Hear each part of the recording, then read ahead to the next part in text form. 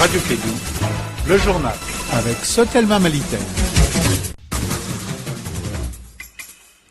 Il est 13h01 à Bamako. Bienvenue à tous dans cette première édition des Clés de l'actualité. Les rideaux sont tombés hier sur la conférence d'entente nationale. Après 7 jours de travaux, des recommandations ont été remises au chef de l'État, Ibrahim Boubacar Keïta. On en parle dès le début de ce journal. Nous allons parler également de l'autisme. Hier, on a célébré la journée mondiale de sensibilisation de cette pathologie. Vous allez découvrir avec moi au cours de ce journal cette maladie qui touche en général les enfants. Et puis hors de chez nous, nous allons parler du bilan de la coulée de boue qui a dévasté la ville de Mocoa dans le sud-ouest de la Colombie qui s'alourdit. On annonce 254 morts. Il est 8h03 en Colombie. Bienvenue à tous.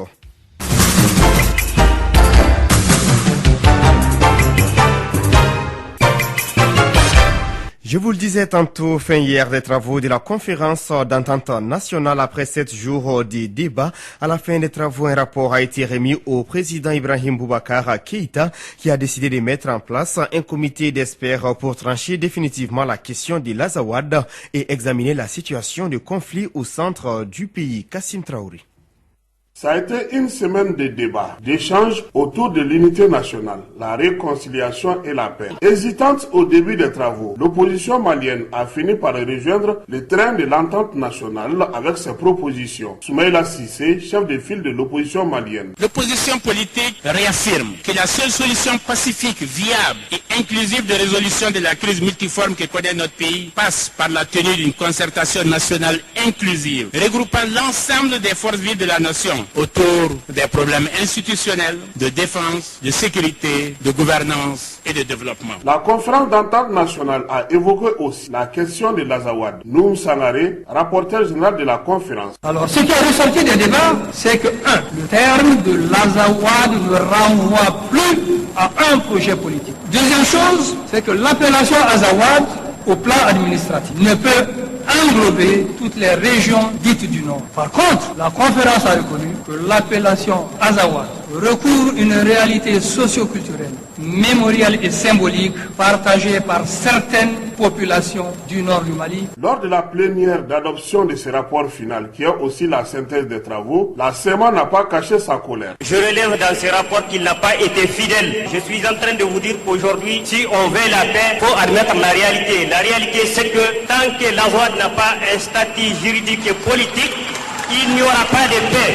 Le président Ibrahim Boubacar Keïta a reçu le rapport lors de la cérémonie de clôture. Pour lui, la question de l'Azawad n'a pas été tranchée. Il souhaite aussi que la situation conflictuelle au centre du pays soit examinée par un comité d'experts qui sera mis en place bientôt. Je puis vous assurer, la bataille pour la paix, nous la continuerons avec tous les frères, sans complexe aucun. Tel n'est pas le luxe qui m'est permis aujourd'hui. Je m'adresserai à chacun et à chacune pour que chacun et chacune puisse apporter la pierre, l'étincelle de son intelligence, sa contribution pour que l'œuvre commune arrive à bon port. J'en prends l'engagement. Qui a organisé la conférence d'entente nationale et restera sur place jusqu'à l'élaboration de la charte nationale pour l'unité et la paix. Restons avec vous, Kassim Traoré, pour parler du créneau d'échange tenu entre les responsables de la gendarmerie nationale et les populations de Ouélé-Sébougou. Il s'est déroulé le samedi 1er avril dernier à Ouélé-Sébougou. Les débats ont porté sur la politique de la gendarmerie communautaire avec l'implication de chaque citoyen. La rencontre était dirigée par le directeur général de la gendarmerie en présence des autorités locales. Cet échange est une première à Ouélé-Sébougou avec la gendarmerie nationale. Elle fait suite à l'attaque perpétrée contre le poste des douaniers de la localité. Colonel-major Satiki Dimoro Sidibé, directeur général de la gendarmerie. C'est un cadre d'échange et de concertation qu'on crée pour faire l'état des lieux ensemble, voir quelles sont les difficultés majeures, quels sont les goulots d'étranglement par rapport à la politique sécuritaire. Par conséquent, quelles sont les solutions qu'on pourrait essayer, en tout cas pour essayer de soulager la population. Les forces de l'ordre de la localité ont participé à cette journée. Soriba Sidibé, représentant du directeur général de la douane. Donc vraiment, nous pensons qu'après cette réunion, la sécurité va être renforcée à Welesebugu et un peu partout. Et l'exemple sera pris sur ça pour renforcer la sécurité un peu partout sur le territoire malien. Bon, notre collègue là, vraiment, c'était un agent que nous regrettons beaucoup. Vraiment un agent très dynamique, très dévoué, qui a compris le serment de tous les douaniers, qui a compris que notre devise, c'est vraiment la vigilance et la loyauté. Il est inscrit toutes ces actions dans ce cadre-là. Le maire de la commune rurale de Welesebugu a bien apprécié cette journée d'échange. Yaya Samaki. L'initiative, elle est salutaire. Je pense qu'elle aurait même dû venir un peu plus tôt. Mais l'initiative, si elle est mise en place comme on le souhaite, elle va fortement contribuer à juguler l'insécurité dans la zone. Parce qu'elle va permettre facilement aux populations de remonter l'information aux services de sécurité qui auront la latitude également de réagir au moment opportun. Après Welesebugu, la direction générale de la gendarmerie veut mettre le cap sur d'autres localités afin de bien expliquer sa nouvelle démarche. À quoi consiste cette gendarmerie communautaire? Des éléments de réponse avec le directeur général de la gendarmerie, colonel-major Satigui Moro Sidibé. Cela nous amène à voir, à regarder dans quelle direction nous pouvons faire mieux avec l'administration, avec les autorités, avec les populations, sur le plan, dans le cadre des organisations qui existent naturellement, c'est-à-dire le comité local de sécurité, ou dans d'autres cadres informels, c'est-à-dire comment développer un réseau de surveillance et d'alerte au profit des forces de sécurité pour obtenir au bénéfice des populations et des biens une promptitude et une réactivité appropriée par rapport à un phénomène ou à un simple événement d'insécurité. Voilà ce qui nous amène ici à étendre, à anticiper, en tout cas pour faire profiter Welesebugu et ses environnants de ce qu'on appelle la politique de gendarmerie communautaire. C'est-à-dire comment mettre la gendarmerie au centre de la sécurité des communautés. Cela ne veut pas dire qu'on n'aura jamais besoin de la police ou de la douane. Mais comment, quel rôle, comment on peut s'y prendre? Qu'est-ce que la gendarmerie peut faire en synergie avec les autres forces de sécurité, avec la population, avec l'administration locale, en tout cas pour mieux garantir le droit de vie en toute sécurité aux populations, le droit de voir, de contribuer à la préservation de leurs biens. À l'instant, colonel-major Satigui Moro Sidibé, directeur général de la gendarmerie nationale.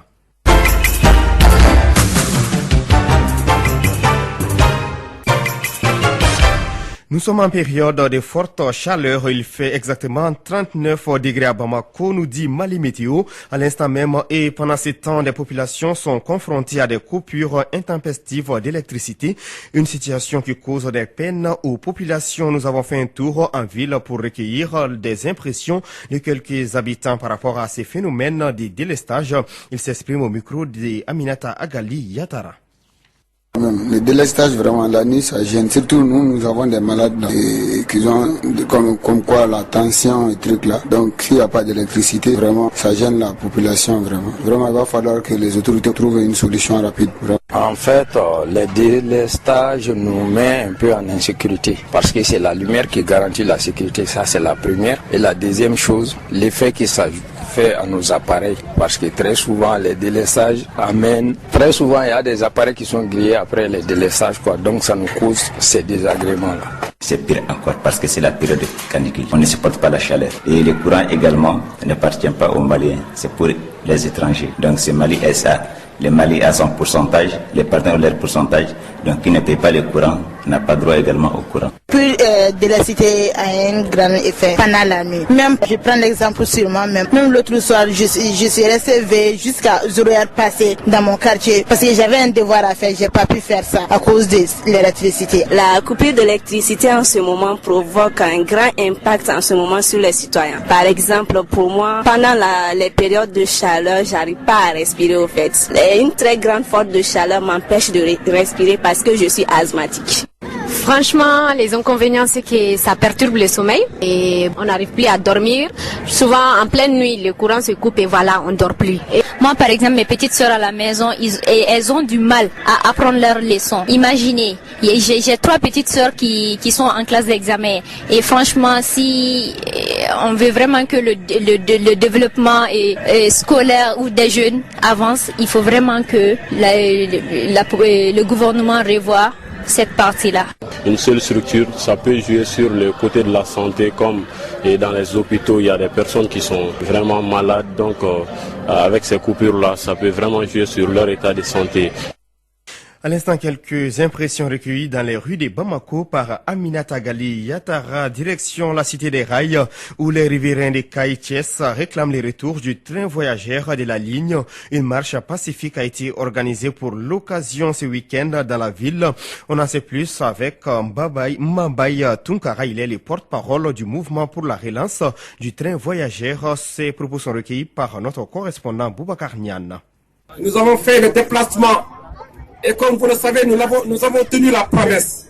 Lors de notre dernière assemblée générale à la gare, nous vous avions dit qu'on va faire des manifestations, impliquer les populations pour cette relance du rail. Et à travers ces manifestations, on va faire une marche à Kaï, une marche à Thiès. Aujourd'hui, nous sommes venus ici pour participer à la marche de Thiès avec mon camarade Amadou Diallo. Camarades et frères maliens, nous sommes deux pays d'un même poumon. L'histoire requiert que nous avons des liens de parenté. Moi, je suis Tunkara. Aujourd'hui, je suis là en tant que Sénégalais. Donc, sachez que nous sommes des frères. Et aujourd'hui, à travers cette mobilisation, nous interpellons son Excellence, M. Ibrahim Boubacar Keïta, son Excellence, M. Macky Sall, à se pencher sur le devenir du rail, sur l'avenir de Dakar Bamako ferroviaire, qui est un instance provisoire, qui n'a pas encore cette consensus juridique. Aujourd'hui, vous savez, on reste des jours sans pour autant voir le train voyageur à Kaï. Ça, c'est difficile. Ça, c'est pas normal. Le train voyageur est un outil de développement et d'intégration, est un outil de communication des peuples. Donc, moi, je pense que les autorités ne devaient pas laisser ce temps-là pour attendre, pour trouver des solutions à la relance du rail. À l'instant, Mbaye Tunkara, porte-parole du mouvement pour la relance du train voyageur Kaïtches, actualité internationale.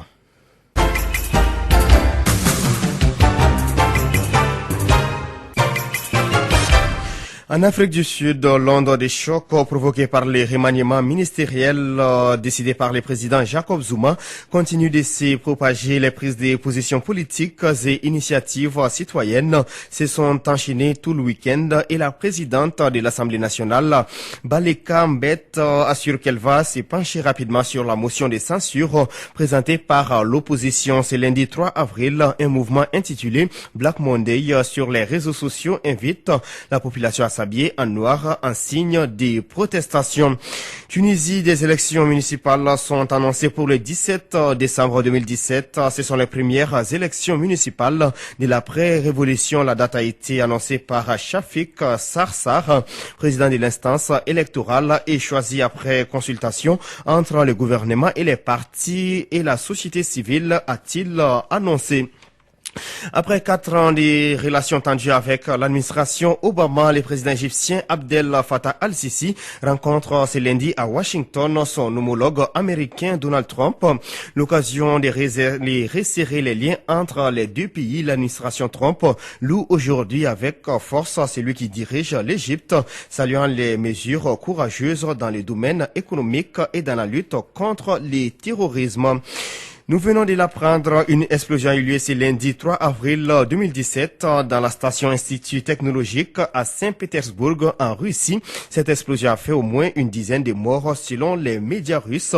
Nous allons y revenir dans nos prochaines éditions.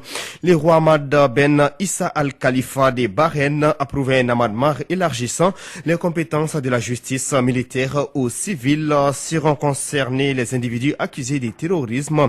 L'amendement avait été adopté et approuvé par les deux chambres du Parlement du Royaume, secoué par des troubles sporadiques depuis la répression en 2011 des mouvements de contestation chiites. En Colombie, les recherches continuent 3 jours après la coulée de boue de Mocoa. Les bilans de la gigantesque coulée de boue qui a dévasté la ville de Mocoa dans le sud-ouest du pays s'élève à 254 morts. La population craint un autre drame.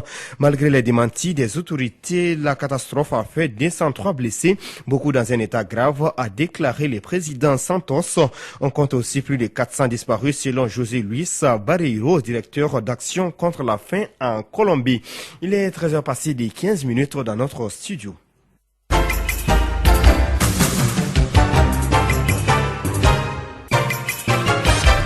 L'un des titres de ces 13h hier 2 avril, c'était la journée mondiale de sensibilisation à l'autisme.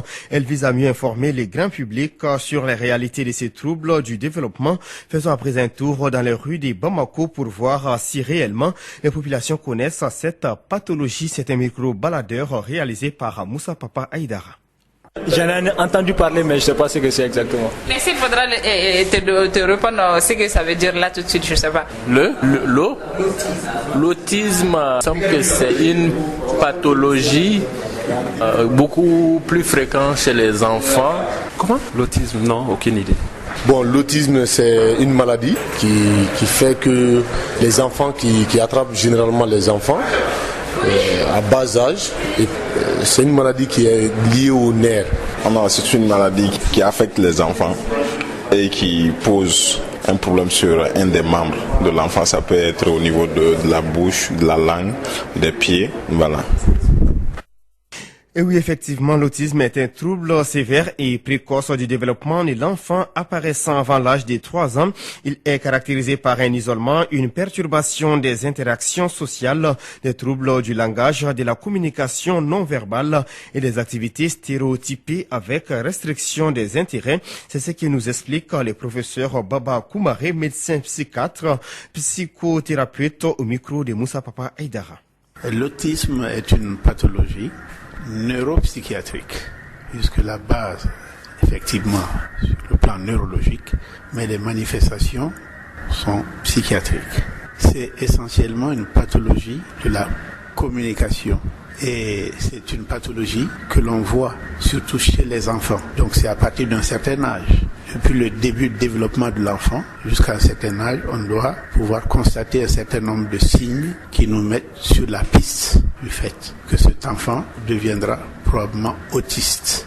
Par exemple, le sourire. Quand un enfant n'a pas le sourire, et là, à partir d'un certain âge, ce sourire est extrêmement important parce que c'est un facteur de socialisation.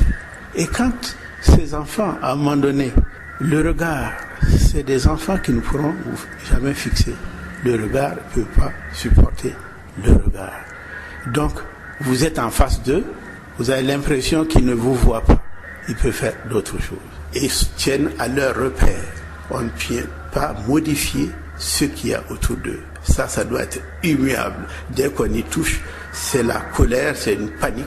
Ils perdent leur repère. Et en ce moment-là, ils entrent dans une colère terrible. L'autisme, ça fait référence à un état, à une situation bien particulière. C'est des enfants qui ont un véritable trouble de la communication. C'est-à-dire qui ont tendance à se renfermer sur eux, à se replier sur eux, à créer un monde pratiquement à eux, qui fait que ça exclut tout ce qui est de l'ordre de l'environnement, tout ce qui est extérieur à eux. À l'instant, les professeurs Baba Koumaré, médecin psychiatre et psychothérapeute, des propos recueillis par Moussa Papa Aïdara.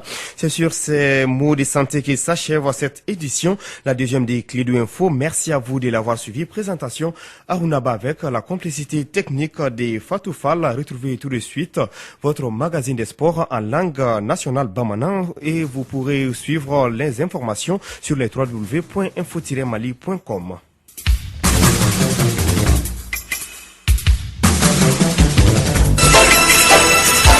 Radio Kédou, le journal avec Sotelma Malitaire.